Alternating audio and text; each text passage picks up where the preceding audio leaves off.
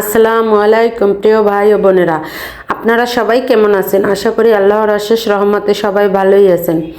আলহামদুলিল্লাহ, আমিও আল্লাহর অশেষ রহমতে ভালোই আছি। আজকে আমি কচু শাক রান্না করব। তার জন্য দেখুন, এখানে কিন্তু কচু শাক কেটে ধুয়ে ভালো করে পরিষ্কার করে নিয়েছি। এখন কচু শাকটা আমি ভাপ দিয়ে নেব।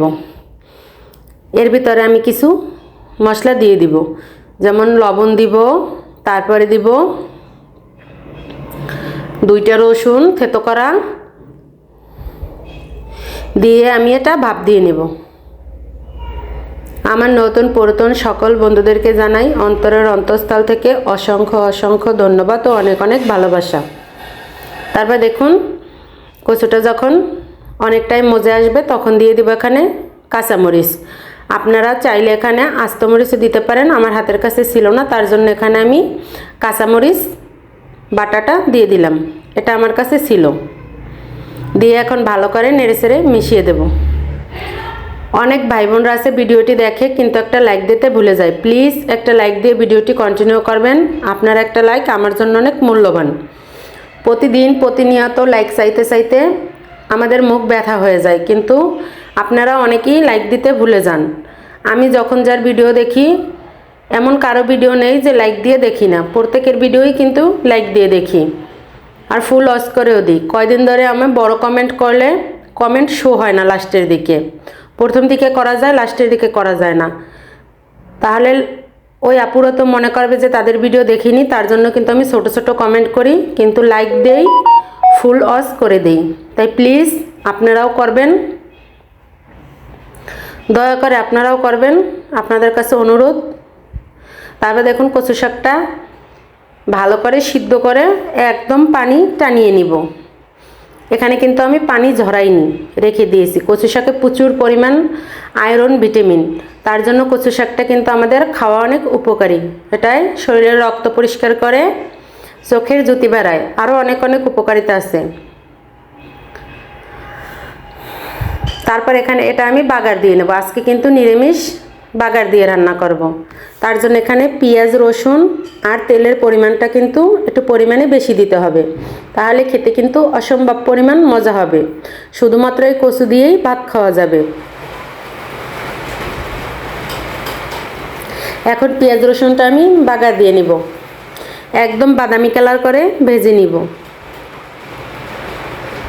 এখানে অবশ্যই তেল, পেঁয়াজ, রসুন পরিমাণটা একটু বেশি দিবেন, তাহলেই খেতে মজা হবে। ঝালটা যার যার পরিমাণ অনুযায়ী দিবেন, যে যেরকমের ঝাল খেতে পছন্দ করে। আর আমার ভিডিওটি যদি কোনো নতুন বন্ধুদের কাছে ভালো লেগে থাকে, চাইলে আমার চ্যানেলটি সাবস্ক্রাইব করে পাশে থাকা অল বাটনটি বাজিয়ে রেখে দিতে পারেন। আমি কোনো ভিডিও ছাড়ার সঙ্গে সঙ্গে আপনাদের কাছে নোটিফিকেশন চলে যাবে। আর একটা সত্য কথা, যে আমি এমন একটা ভিউজ, যে আমি যখন যার ভিডিও দেখি আমি কিন্তু কখনো কারো ক্ষতি করি না। সত্য কথা, কেউ না দেখলেও সত্যি কথা আল্লাহ দেখে, কিন্তু আল্লাহ সব কিছুই দেখে।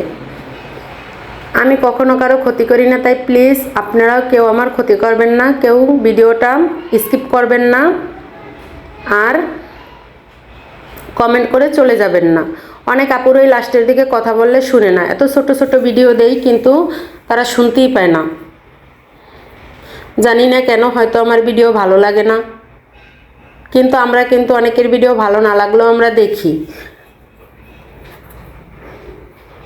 হয়তো একজনের ভালো নাও লাগতে পারে, কিন্তু আমরা দেখি যে সেও আমার ভিডিও দেখবে, তার জন্যই। তাই প্লিজ কেউ কাউকে ঠকাবেন না। আর আমার কথায় যদি কোনো ভুল ত্রুটি হয়, আল্লাহর রাস্তায় মাফ করে দিবেন।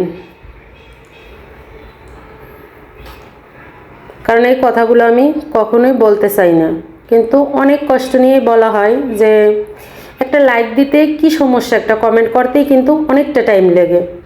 তারপর দেখুন, বাগার দিয়ে কিন্তু কচুটা আমি একদম নেড়েচেড়ে ভালো করে মিশিয়ে নিয়েছি। দেখুন, একটুও কিন্তু তেল দেখা যায় না। অবশ্য নামানোর পরে তেলটা দেখা যাবে। এটা খেতে কিন্তু দারুণ মজা হয়। দেখুন, আমার রান্নাটা কিন্তু হয়ে গিয়েছে। আবার দেখা হবে নতুন আর একটা ভিডিও নিয়ে।